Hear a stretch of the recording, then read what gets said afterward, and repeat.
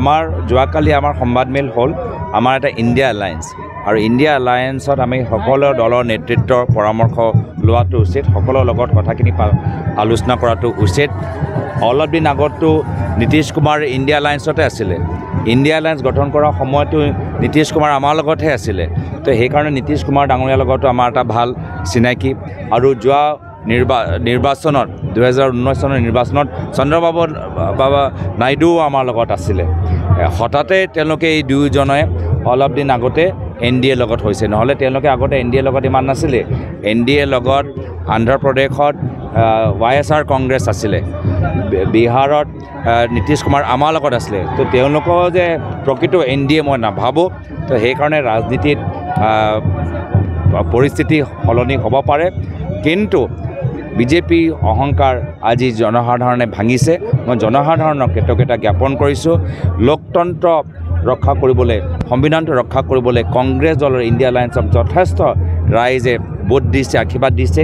এতিয়া আৰু এইটো বৰ্তমানৰ সদনৰ ভিতৰত যদি অসম বিৰোধী আইন বিজেপি আনিবলৈ বিচাৰে, আমাৰ ওচৰত এতিয়া সংখ্যা আছে, আমি সেই আইনবোৰ বাতিল কৰিব পাৰোঁ। এনেকুৱা এটা পৰিস্থিতি যদি আমি যোৱা নিৰ্বাচনত আমি পালেহেঁতেন, আইন কেতিয়াও লোকসভাত পাৰ নহ'লেহেঁতেন বা পাছ নহ'লেহেঁতেন। কিন্তু এতিয়া আমাৰ ওচৰত এটা আসন আছে, যদি আমি বিৰোধী হিচাপে আমাৰ ভূমিকা গ্ৰহণ কৰিবলৈ আমাক ইণ্ডিয়া এলায়েন্সৰ নেতৃত্ব দিয়ে, তথাপিও আমাৰ সংখ্যা আছে যে আমি অসম বিৰোধী, সংবিধান বিৰোধী আইন আমি লোকসভাত এতিয়া আমি পাছ হ'বলৈ নিদিওঁ। আমাৰ যোৱাকালি আমাৰ সংবাদমেল হ'ল আমাৰ এটা ইণ্ডিয়া এলায়েন্স আৰু ইণ্ডিয়া এলায়েন্সত আমি সকলো দলৰ নেতৃত্বৰ পৰামৰ্শ লোৱাটো উচিত, সকলৰ লগত কথাখিনি আলোচনা কৰাটো উচিত। অলপ দিন আগতো নীতিশ কুমাৰ ইণ্ডিয়া এলায়েন্সতে আছিলে। ইণ্ডিয়া এলায়েন্স গঠন কৰাৰ সময়তো নীতিশ কুমাৰ আমাৰ লগতহে আছিলে।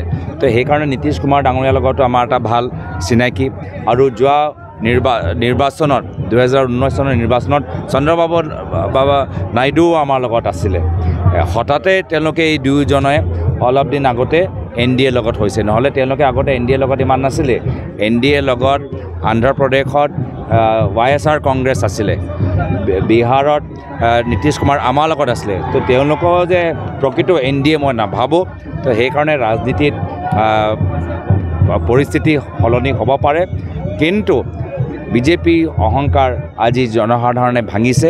মই জনসাধাৰণক এটা জ্ঞাপন কৰিছোঁ, লোকতন্ত্ৰ ৰক্ষা কৰিবলৈ, সংবিধানটো ৰক্ষা কৰিবলৈ কংগ্ৰেছ দলৰ ইণ্ডিয়া এলায়েন্সক যথেষ্ট ৰাইজে ভোট দিছে, আশীৰ্বাদ দিছে।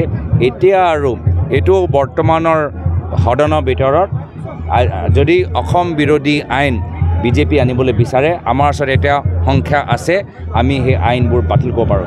এনেকুৱা এটা পৰিস্থিতি যদি আমি যোৱা নিৰ্বাচনত আমি পালেহেঁতেন, আইন কেতিয়াও লোকসভাত পাৰ নহ'লেহেঁতেন বা পাছ নহ'লেহেঁতেন। কিন্তু এতিয়া আমাৰ ওচৰত এটা আসন আছে, যদি আমি বিৰোধী হিচাপে আমাৰ ভূমিকা গ্ৰহণ কৰিবলৈ আমাক ইণ্ডিয়া এলায়েন্সৰ নেতৃত্ব দিয়ে, তথাপিও আমাৰ সংখ্যা আছে যে আমি অসম বিৰোধী, সংবিধান বিৰোধী আইন আমি লোকসভাত এতিয়া আমি পাছ হ'বলৈ নিদিওঁ।